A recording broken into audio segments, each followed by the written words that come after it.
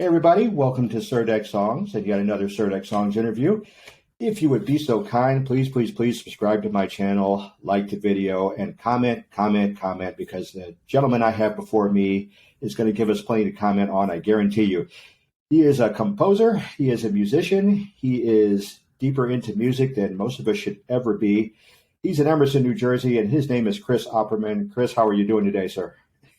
I'm doing great. How are you doing? It's an honor to be here. Thank you for having a beautiful show. Oh, I appreciate it. That's very, very kind of you. We're trying. We're trying very hard. Things are good here. The world has mostly opened up again, so it's starting to feel mostly normal. How are things feeling the same way for you? I know you have kids. Are things feeling a little bit better there? Yeah, we had a delayed opening, so we had a nice time to hanging out this morning, and I brought them to school, thankfully. A little breathing room, for crying out loud. I love you, but get out. I understand. I understand. But we're not here to talk about childcare. Let's talk about music stuff. Great. I have trouble defining you and your role in music because you are versatile. How do you personally define yourself within the confines of music? Well, my secret is that a lot of kind of productivity people are counselors, I guess the word you use. Sure. Would say that multitasking is how you are able to accomplish a lot. But I think my secret is actually extreme single tasking. So whatever the task in front of me is, I'm wholly invested in only that task until that task is completed. Hopefully, I mean, in a perfect world, right? Right. And then I try to pursue the next task. So 1 minute I could be orchestrating,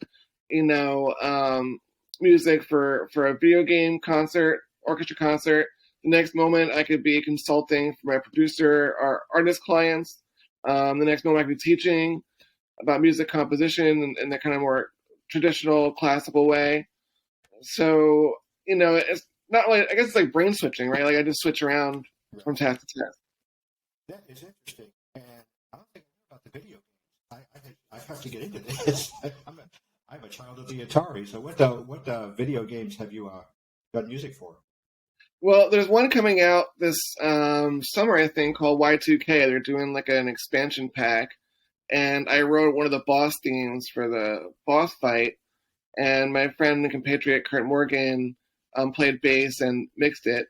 So that'll be really fun. But a lot of the stuff that I do for video games involve worldwide orchestra concerts and music from the game. So I do a lot of work with a company called AWR Music in Chicago.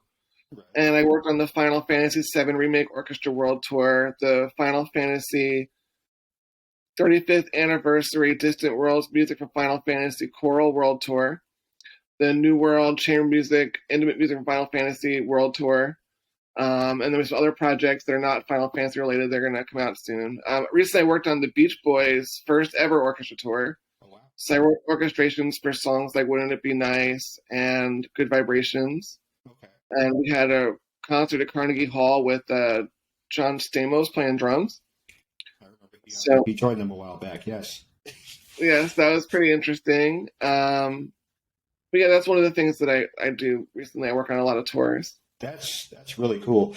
I always tell everybody, I'm not necessarily a Beach Boys fan, but Pet Sounds is a work of absolute genius, and there's no denying that. So if you tell me you did some kind of arrangement for God Only Knows, you're just my best friend. Eric Roth did that one. Excellent. Sure. Pawn it off on him. I understand. Before we go too far off the deep end, tell us about your musical background. Where does it come from? How did you get started? So I always loved music when I was a kid, but one day I had a trumpet lesson with a gentleman named Charlie Guzzo, and he had a poster on the wall of this concert called Zappa's Universe. And I thought that the person in the poster looked like this crazy mad scientist, and I wanted to know more about his music. And so I found out that he was a composer, and he had like 1 million albums, and he told me the story about how the 88 band broke up, but Scott and Mike Keneally stayed on. So one of the first Zappa stories I heard was about Mike Keneally, Right. And he played me, Don't Eat the Yellow Snow. I think he played me some stuff from Ship Arriving Too Late to Save a Drowning Witch. That's not complicated at all. And then I went home, and it kind of stuck in my brain. And then around Thanksgiving, like after my birthday, I went to Sam Goody and I bought my first Zappa CD. I bought the Zappa's Universe CD. Okay. And then I listened to it, constantly for months and months and months. I just couldn't believe that you could have music like that you could do that with music, that it could sound like that. And, I spent most of my high school years trying to unravel how that music worked, Right. So in Clifton, where I grew up, we have a lot of musical ensemble, we had at least. So I was in jazz band, marching band, concert band. We had a pit band, but I was in the play. And then I was singing in the concert choir and the jazz choir and the madrigals. So I pretty much did music all day. When my senior year, I was basically in music school. Right. And then after graduation, I went to Berklee College of Music. And then I moved to Los Angeles, where I worked at Universal Music Publishing Group. And then I worked on Mike Keneally's orchestra stuff, and then Steve Vai's orchestra stuff. And then I went back to work at GSO Business Management, doing financial management for artists and producers. And then I came back to New Jersey. I got my master's and doctorate in music composition, and just keep moving. So there's an above average chance you know what you're doing, is what you're saying, when you get involved in the in the music realm. You have a pretty intense Zappa connection, and I say that out of pure envy. I was brought to Zappa when I was 18, 19, something like that, and it really tilted my brain in a way that's it's indescribable.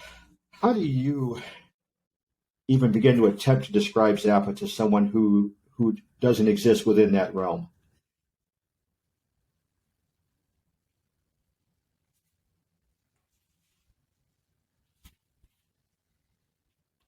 Well, try to imagine someone who was a product of their time, who was growing up in the desert, listening to blues albums back in the day when you had to actually find an album to hear music, not just like have the album, but actually find access to the album.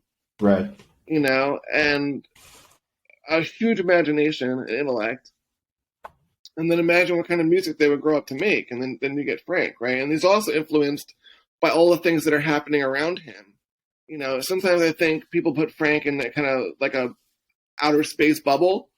Yeah. But he's totally connected to the music of the 70s, music of the 60s, the 80s. Like, he knows generally what's happening, even if he's, being coy about it. Does it make sense?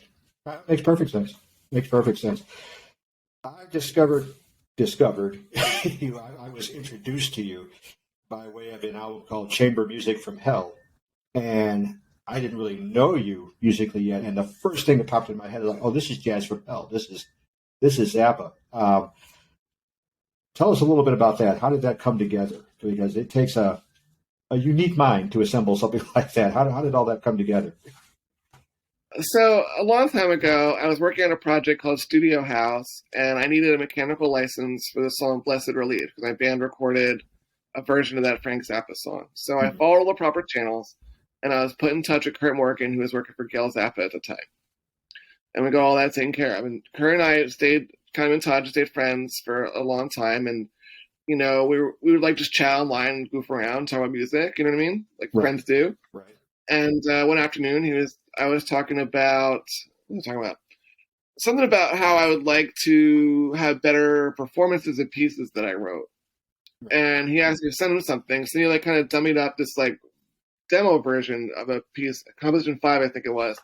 And I was blown away. I was like, whoa, this sounds so great. Like, how'd you do this, And then I was talking about, what if we made a whole record? And he's like, what's your idea? I'm like, well, Chamber Music from Hell.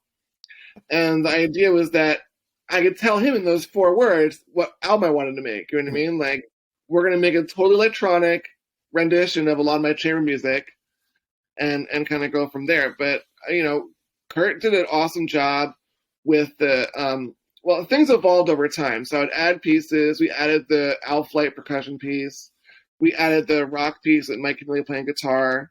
I was really proud of that one, in the sense that I felt like I was really able to combine Olivier Messiaen's love for 13th century polyphony, right, and those kind of compositional techniques, and marry it to the Zappa world in a really intense way.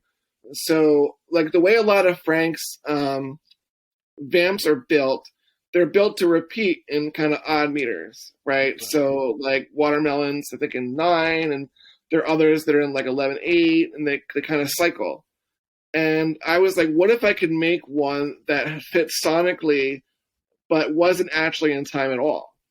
Okay. So I created an isorhythmic motet out of like a 6/7 bar phrase. And so what we would get, what I'm getting in the background is every possible permutation of rhythm and melody for that set of notes and rhythms. Okay. And it repeats about every minute. So you only get like 5 full iterations. It'll be really hard to do live, right? Like you're trying to go, ba-dum-bum, and you're just hearing all this stuff behind you. Right.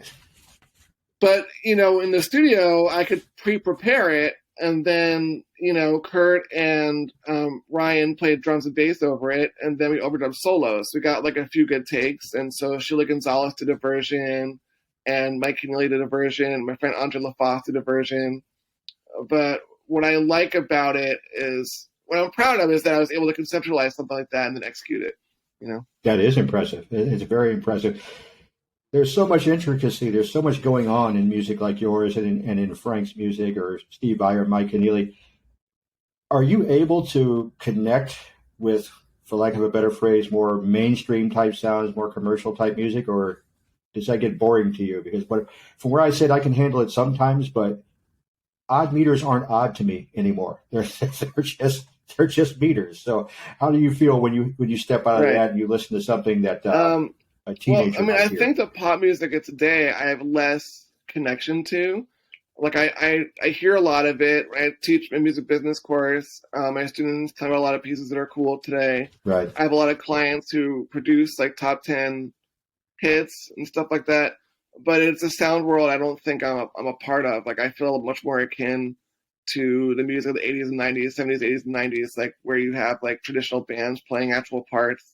Right. And everything's not so synthesized. It's not a put down of that music at all. I think there's a lot of great art to be made in those paradigms. And it's just not a paradigm that I feel like I'm a part of. Makes sense.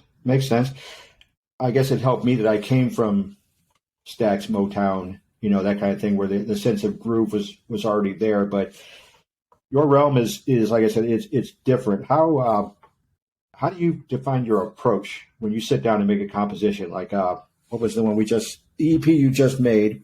And I said I wasn't going to forget the title, and I just did. Are we living in a computer simulation or something along the lines of that? Yeah. Where does that come from? So there's one piece on there. We talked about the title track because we have the 3 different soloists. There's another piece on there called Darren Kuyu, The Underground City. And I'm going to tell you a bit about that. So I really like half steps more than most people, I think. Like half step resolutions, like E to F, B to C, F sharp to G, like those kind of like intense oscillations. I like the way it feels. And I also like quintuplets. So I said to myself, what if I made a cool double vibraphone piece, because I was commissioned to write this vibraphone piece, that had all 7 modes, only used white keys, right? And also had a quintuplet feel, so that every beat, instead of having 4 16th notes, would have 5. So you got like, you know what I mean? Right. And then you start cycling through the modes. So once I kind of get a German idea for something, you know, I'll work on the hardest part, I would say, is the beginning, right? Because I'm working on like, what is my idea? How am I going to express it? What are the parameters? How am I going to work this? And then from there, the form of the piece starts to evolve on itself, right? Like I'll feel a natural progression towards things. One of the things I talk about a lot is like conformity versus disruption. I don't mean it in the sense of like, well, I do mean it in a large scale sense, in the sense that as an artist, you can choose basically either to conform to whatever standards are being presented, right? Like top 40 artists have to conform to very specific sets of like song lengths, things like that, and sounds. Or you can disrupt, where you are going to do something other than that and try to break in that way, you know? And you can do both of those things in your career. You have a career for a long time. Right. But so once I've set up a pattern, I like to disrupt the pattern. right? Like the pattern is just like the starting point. So in this case, I've quintuplets that start to move modally, right? So it starts off in Locrian and then starts moving to Aeolian, Mixolydian, stuff like that. So changing modes. Right. And also the parts are changing. So it's a vibraphone duet, but what I like to do is sometimes I like to not have it where it's like this person's the star and this person is the accompanist. I like to feel like this. So they're trading riffs with one another. And also sonically you start hearing like, oh, here's the player one part, nope, the player two part now. And you can start hearing how the two different parts are starting to switch, you know?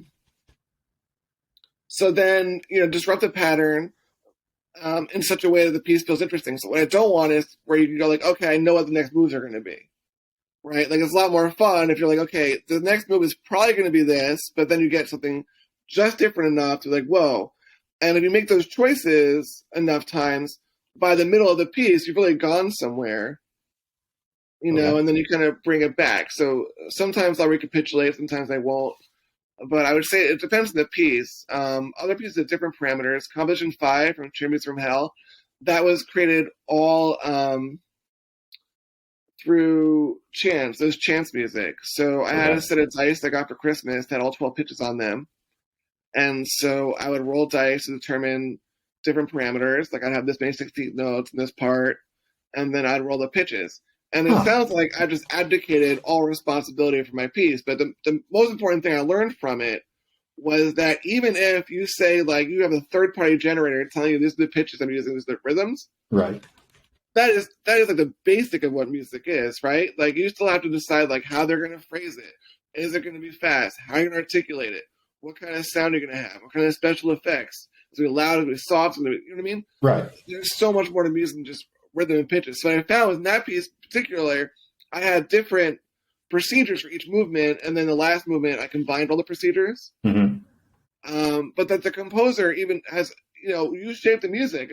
You can't really abdicate responsibility in shaping the music. And what I don't like about the way a lot of people perceive 20th century classical compositional methods is they feel like it's very arbitrary in some ways.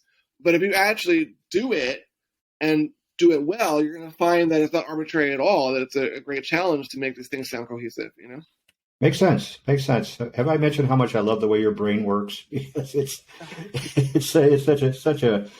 a unique approach that I feel like more people need to do it, but at the same time, if more people did it, it wouldn't be as special. So just kind of keep it where it is right now. How much latitude do you like to give musicians? Are you giving them a little room to express themselves, or have you just basically put the piece together and said, this is it, this is what you play? Well, so in the classical music world, it's very hard to, so-called, right? Because I'm using classical in the sense that we're talking about orchestra musicians, sure, not rock musicians, but right. I don't mean to make any kind of genre bias by that statement. That's fair. But, they don't improvise, right? So if I give someone a piece, I'm like, okay, I want the cello player to just play whatever they want. They're going to go, right? So it's not going to work. Right. You know what I mean? What do I do now? Yeah, so the piece on Cheer Music from Hell, I would say people got the least amount of latitude, except, in tunes like the Black Ball, we told Ryan, play whatever you dream to playing, whatever you want. Right. And then Kurt, play what you dream to play on the bass. And then by the time it came to me, like, I already had 2/3 of a song, right? So, right. So they got a ton of latitude, but they come from that kind of rock improvisational music arena, so it's fairer to give them that kind of space. Like, you want everyone to be comfortable. Okay, so I found when I was a band leader that it was important if I had pieces like that, like Telepathy on Mars is a good example where almost everything is like an actual part. It's nebulous where, people are playing parts that I wrote, they're reading this stuff on stage. And you're doing that to rock musicians. So guitarists, bass, they don't like it so much when you're like, hey, guitar player, you're going to play these very specific notes in this order. Right. So as a band leader, I always try to follow it up with something where they felt very free. Like, okay, we're going to make a solo here. We're just going to jam out for a bit and then play like another really intense piece. Okay. I like it. I guess it also depends on how much talent is walking into the room. in terms of giving them a part? Can you handle this? Here it is. Play this correctly. What was it Frank used to say? Play it correctly and consistently. Yeah. Can they handle that kind of thing? Let's circle back to Frank, because I have very few opportunities to talk about Frank Zappa's music, and this is going to be the tough one. Off the top of your head, a couple of your favorite albums. I mean, Civilization Phase 3 is my number one album by anybody of all time. That's a fascinating choice. I was on a band trip to Canada, and I remember I was at the CD store in Canada, and I bought this. I was like, wow, it's here in the store. So, I bought the CD. I put my headphones on. I heard Put a Motor in Yourself, and I literally said to myself, I know what I want to do for the rest of my life. Wow. It was like that. Awesome. And that was the end. No one convinced me to do anything but be a composer. I was like, that's it. I'm a composer now. That's it. What is there one specific thing within that piece that grabbed you, or was it just the, for lack of a better phrase, just the principle of the thing? I'm hearing this in 1994, and there's not that much sequenced music out there, right? This is way before. This is 6 years before Kid A. Right. This is before a lot of the big Nine Inch Nails stuff. I mean, it was I was hearing the future. And it still sounds like that to me when I listen to it. I'm still wow, I'm blown away by how good it sounds. Just the sound of it. You're just astounded. You know what I mean? The best music is timeless, because you're still taking it apart. For me, it's King Crimson's Discipline, where I can still listen to that 400 times. What's that note?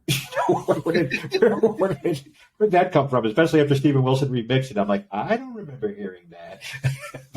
And I feel so lucky that, Frank barely got to listen to this music before he passed away, and I've had it for 30 years. What a lucky fellow I am, It's hard to believe he's been gone for that long. It's like we said, his music is timeless. I mean, Civilization Phase 3 is a fascinating, first pick for me, because it almost gives me a chance. Now I see how he thinks. Now I understand where he's coming from. So what's the second choice? So the second choice, You Are What You Is amazing. Okay. The social commentary on that is just unbelievable and still prescient, Right. Probably The Hard Way, Chic or Booty. I'm going to just list every Frank Zappa album now. I'll allow it. Go ahead. No, absolutely free. The You Can't Do That on Stage Anymore series, I was really fascinated with that when I was a teenager. Yeah. Just the way you switch between, the 60s, now it's the 80s, now it's, all the ensembles, and so you splice them together. Right. I said there is a tie between all of them. It's not just jarring sounds. She's not just trying to shock you. There's a common thread in there. When you listen, there's some real surprises. I would say that the version of The Evil Prince that's on the You Can't Do It in Stage Anymore Volume 4 album is superior in every way to the Thingfish version. Right. I guess sometimes music needs a little time to breathe too. It comes to life and it comes to the stage. It's well, let's do it this way. Let's see what's what. Do you listen to Frank as an instrumentalist or as a composer or a combination thereof? I would say a combination thereof. I mean, mostly when I listen to music, I'm hearing pitch and pitch class and rhythm above all other things. I see a mini score in my head. Right. It's flying by, this is how the music's going, before I even get to the words. So sometimes my wife will laugh at me because I won't know what songs are about, and I'll think they're really nice songs, and she'll be like, "Did you listen to the lyrics?" I'm like, oh. A friend of mine has that problem with Sledgehammer, but we'll discuss that another day. Mark Buckingham worked on Sledgehammer, the guy who does the art for my album covers. Okay. And I love Peter Gabriel. Let's be clear about that, folks. Peter Gabriel's an absolute favorite, but having to explain to one of my very best friends what the song is about. What? Yeah, that's... I'm not sure I know what the song's about. It's sexual. Let's put it that way. And it's just, you just kind of have to look a little deeper into it. I mean, it's got a nice little bouncy soul sound from the 70s and what have you. But if you actually listen to what he's saying, it's, okay. But so now you have homework. You get to go listen to Sledgehammer and see where it goes from there. Wow, that's now you have something to consider. Let's not do that for now. Just check out the lyric sheet and you'll get back to me. You'll understand completely. I guess it also That's a depends great on how. example. I heard Sledgehammer. I mean, it was like 100 times. Yeah, but zing, right past you. So when you slow down, like, oh, okay, but it's still a great song. Don't get me wrong. I'm not trying to ruin Pete's sales or anything like that. It's still a great song, and I still want to hear it in concert. But I'm thinking, and this is a theory off the top of my head, that it also depends on who introduces you to music like Frank's, because I was introduced to him by a guitar player. So that's what I was laser focused in on, and so you were hearing it from a different angle. So are you hearing all the instruments and putting it all together, or is there any one thing that you want to pull out, or how did it work for you? Well, I got the Frank Zappa guitar book when I was 16. Uh-huh. And so I spent a lot of time studying all the drum parts and the bass parts and the guitar transcriptions and just trying to think about like how these melodies are built, you know. If I want to blow a student's mind, like in class, I'll just play them 5-5-5 and they'll be like, Oh. what is that? So I'm glad like 50 years later we can still do that to people, like it's amazing you say that, but go on and finish your thought first. I finished it. Oh, okay. Because 5-5-5 was my entry point. Wow. My friend Brad Nelson, and I haven't seen or heard from him in 40 years, handed me.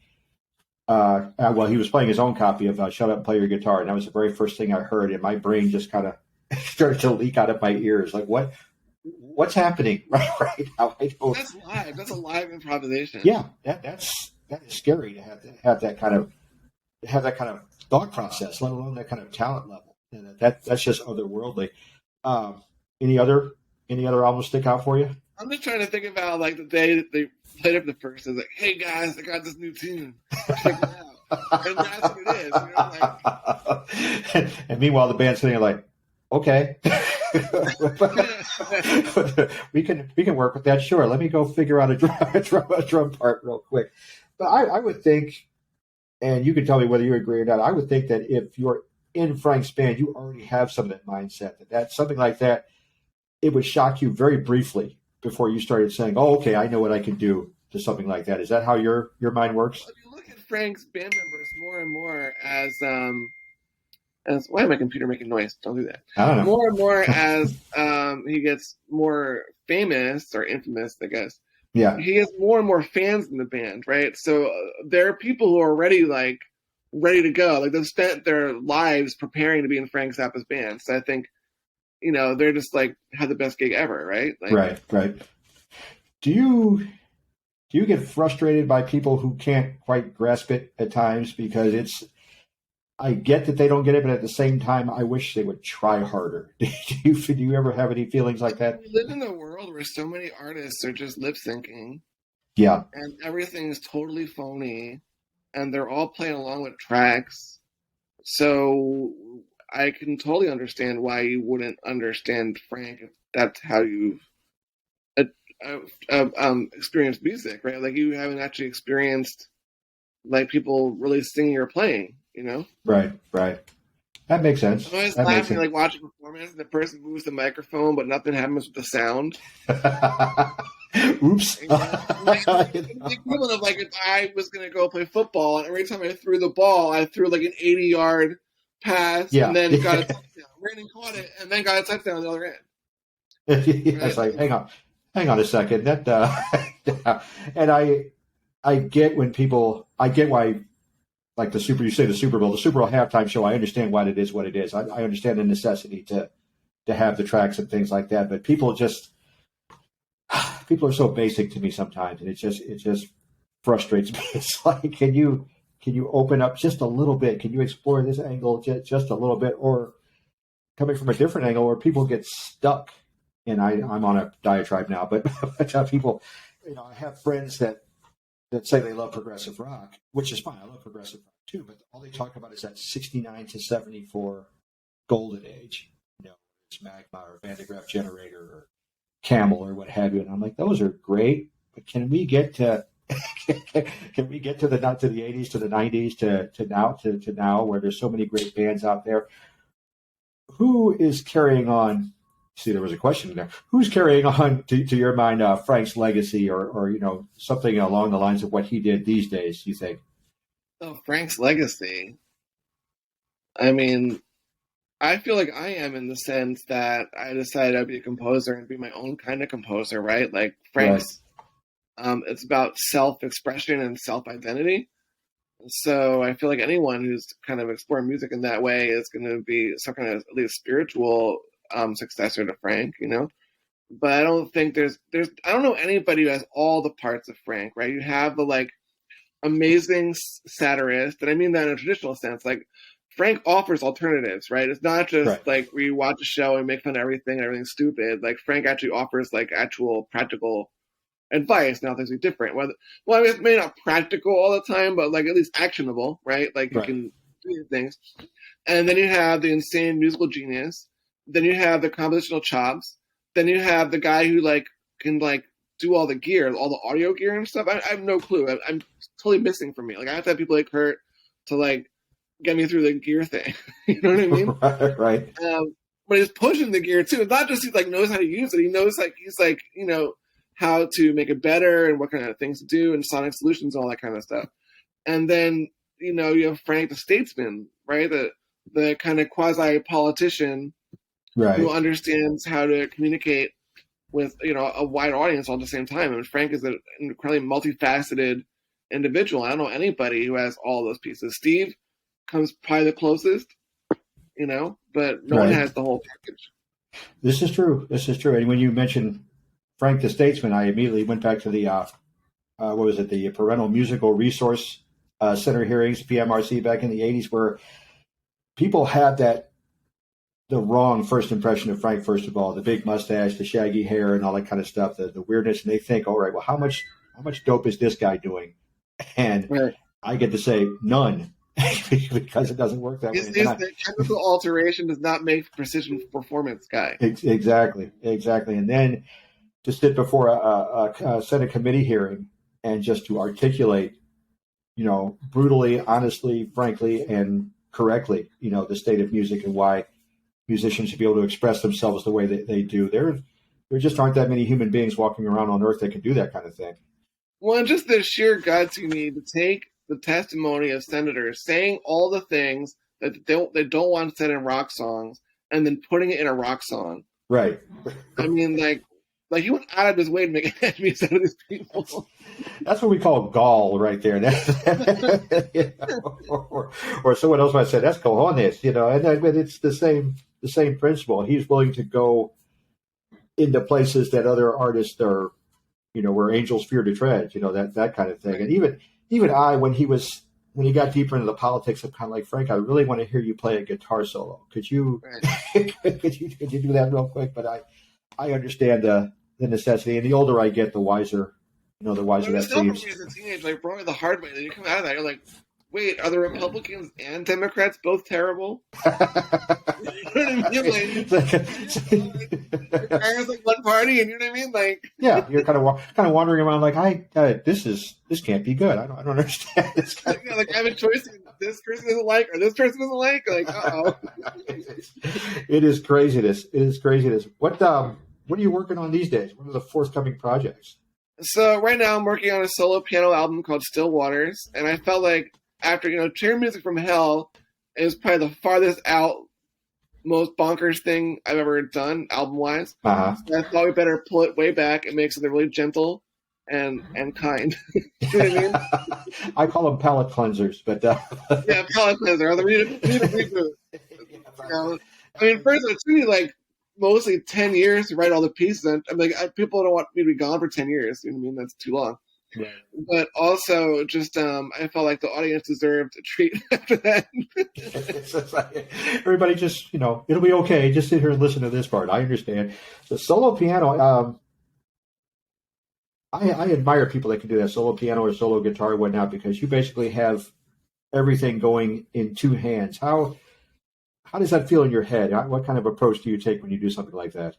Well, the first time in a solo piano album, I had a lot of that, like, I had to play really fast. I had to play really hard things. I had to show off technique. I had to, like, you know, be intense. Yep. And so I also felt like I already made that record, right? So I don't need to make, like, the second part of that record. I need to make a new record. Right. And during the pandemic, I daydreamed about making this kind of dream piano album. and my son was born, my son Dale, we used to, when we'd go to sleep, I would play him like Harold Budd or like ambient music. Lana Del Rey had an album called Chemtrails Over the Country Club that was like really fun. Okay. And I just thought, like, what if I made like a nice album people just chill out to? They don't have to like try too hard. They can just let the music wash over them and enjoy it, you know? Right. And I also felt like there's a lot of conversations in the classical musical community and also a lot of other communities about inclusion and diversity and how important it is to include people other than straight white men. You know, which, I mean, duh, right? Like, you know, so when I first decided it was important to me to diversify my curriculum, I went and I found ways to make all my courses be gender balanced between men and women. Okay. And it was easy. That was the part that was like, you know, because a lot of resistance from tenured professors was about, oh, there aren't that many, or oh, it'd be really hard to do that, and we can't change all our curriculum. And I mean, it was like so easy. Like other people who felt way more strongly than me did the work for me, right? There's a diversity database. I started looking up pieces. I found all these great pieces, right? Right. So then I had a list of all these great pieces. And then I said to myself, well, I love these pieces. I should record them. So there are a few pieces in particular that I really loved a lot in my heart. And I said, I'm going to record these pieces. I'm going to make an album where I don't just play my own music, where I give the spotlight to other people as well. And, you know, celebrate other composers, lift up younger composers. And so I commissioned some pieces from composers I admired, and I built this record where so there's improvised pieces by me, where I improvise things live in the studio. And then I put together these recordings of works by Anne Southam, who was a Canadian composer that I just love. She was kind of the missing link between minimalism and kind of the dodecaphonic sound of like the 70s and 80s, right? So, you know, what I like about her piece is that there is a bridge to those two worlds, and she's that bridge. And in music history curriculums, they often talk about like this happened and this happened. And then overnight, all the music in the world changed from 12-tone music to minimalism, right? But the truth is there are people in between. And so I want to celebrate that. And Tyler Klein, who's a classical music radio host, he hosts like a new music program, wrote a piece for his Orchard project, and he gave me one of the pieces I commissioned. And then this composer, Kimberly Osberg, wrote a great piece. Like, I mean, it was just so great, 4 movements, right, based on the artwork that I had for the album cover. Oh, so cool. She like created this kind of, she called it a choose your own adventure work, where I could pick and choose from the different motifs that were there and riff off of them and kind of like build my own soundscape out of it, which I thought was really, really fun, right? It was a really cool thing to do. That does sound like fun. So I'm very excited to finish that record and get that out there. Yeah, sounds like it's going to be awesome. And we talk about diversity and inclusion, and what you find, what I think would shock the casual music fan is musicians love music. You know, they don't care where it comes from. They're not sitting at home saying, well, I play progressive rock, therefore that's all I can listen to, or I play pop, that's all I can listen to. Musicians come from everywhere, all backgrounds. So it's got to be fun for you to, for lack of a better phrase, shock a student by saying, and this came from here. Right. Whenever I teach it, I don't do it in any kind of heavy-handed way. I just present the piece. Okay. Right. So I'm like, here's a piece by, you know, Ellen Taft-Willett. She won the Pulitzer Prize. She was the first composer's chair at Carnegie Hall, and this is a gorgeous piece she made, and we're going to listen to it. You know what I mean? Like, I don't like try to oversell it. You know what I mean? Like, right. Sometimes that does do more harm than good. That makes sense. Your kids are small, and there's nothing more horrifying than a child and you know, listening to their parents' music, or that has been my experience anyway. How are you gonna sneak Frank in on the kids? You think you're gonna be able to do that? Well, Ursula loves Goblin Girl. Oh, that's good. She'll listen to Goblin Girl like 20 times in a row. Like, she like really loves that song. That's Goblin with the Goblin. Like, she's just really into it. See, I think the DNA helps too. I'm sure that. And Dale's in a solid fish. I know fish heads isn't Frank, but Dale's in a solid fish heads phase.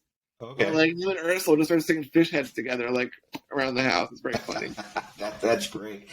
You've got a lot of experience within, shall we say, the Frank Zappa extended family, which means that you are required to tell us a story, one of your favorite stories about one of your favorite Frank Zappa related musicians. So have at it. So, one time I was in Warren Cucurulo's band.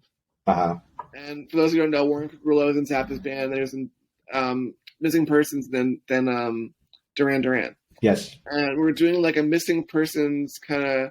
We did a missing persons reunion show, did a couple of those, and then we did this one show where he had like an orchestra, and it was the Viper Room, and Terry Bozzio was the drummer. Uh-huh. And we had no rehearsal, right? We were going to show up and do the show, and it was a big band. It was like 10, 11 people. We had Peter Wolf playing violin, another Zappa alumni, and I was playing keyboards, and Bose was playing drums. Anyway, so the Viper Room is like a storied LA venue. Yes. But it's not actually that big in terms of the stage size, Okay. So Terry rolls up with 3 trucks of drums. And we're on Sunset Boulevard. We got 3 trucks of drums. It's got like multiple drum techs wheeling all the drums. It's got like 40 rototoms. Yeah. I think I have 24 rototoms. I had at least 2 octaves of rototoms. That kid is insane. And it was so big on the stage.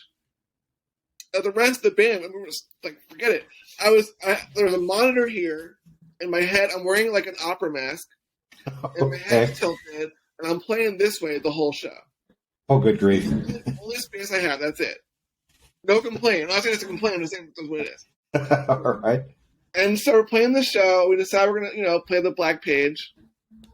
And I'll tell you, man, the time. I mean, just the intensity coming out of Terry's drum set. And like you have to experience it. Like it's so different playing with him than it is like hearing him. Okay. Because you're feeling the time, right? Right. And all you're feeling is like this is absolutely how this septuplet is going. Right. Makes sense. Right. Like the subdivisions are like just like so precise that you're forced to comply. Resistance is futile, yes. Yeah, really, like you're playing this way. This is how you're doing it. And they're like, yes, sir. Or I'm more like, yes, sir. And then I had this opportunity to play a solo. So, I'm playing this solo. And, I usually don't get like self-conscious playing solos, right? Because I don't care if you don't like it, really, right? But I did care if Terry didn't like it. And I could see that. I did care a lot when he started playing counter melodies to what I was playing on his toms. Oh, goodness. Okay. So he was like playing a duet with me while keeping time, while responding to the rest of the band. So I really felt a lot of pressure. Like, I better play some like really heavy stuff. I better. Terry will know. He will know. He knows what notes I'm playing. It's not just like. That's got to be a horrifying thought. I play very, very little compared to you, but even when I'm just playing along, and I almost have to tell myself to go brain dead. Don't overthink it. Just play it. But I don't know how I would react with Terry standing over there, or if I was playing with Mike or anybody like that. Okay, he's watching me right now. I really need to do. I mean, Mike is less intense than Terry, but Mike can be intense in different kinds of ways. Mike is getting information from somewhere. Yeah, and you just have to respond to that information. There's a degree of. It feels to me like there's a degree of perfectionism that comes within that music. I mean, I can get away with being a little sloppy playing, a Led Zeppelin song, but you can't do that when you're playing something. No. If I played a sloppy trumpet note, I would get an email from Brian Beller about it. Another fantastic player. I did not want to get emails from Brian Beller about my trumpet playing. Yeah, that's no. Let's not do that. That's a place where. I'm sorry. I just had a nightmare just kind of thinking about that. Just opening an email. Oh, look, it's from Brian. Oh. that's okay. I better go practice or something like that. But, all right, my friend. Take a second and plug yourself. Where can we find your music? Oh, great. It's all over the internet. Bandcamp is great because I get actual money when you listen to it, when you pay for it on Bandcamp. You can also check it out on Spotify, or you can just email me or my website, chrisopperman.net, and you can order a product from there if you want a physical product. But thanks very much. Outstanding. Not a problem at all. Chris, I can't begin to tell you how much fun this has been. or I should I refer to you as Dr. Opperman, as it says to me right here. Chris and I were friends. Dr. Opperman is for students. We This, tell him this, midterm, want to find someone to get extra points, you better call me Dr. Opperman. I like it. I'll call you whatever you want because you have my undying respect as a musician and a composer and a composer. So whatever you like is fine with me. Once again, folks, please like and subscribe to the channel, and please comment on this. This has been such a blast. I can't thank you enough for taking the time, and I'll be listening to what you do next, and we'll talk to you soon. Sounds great. Thank you so much. Bye.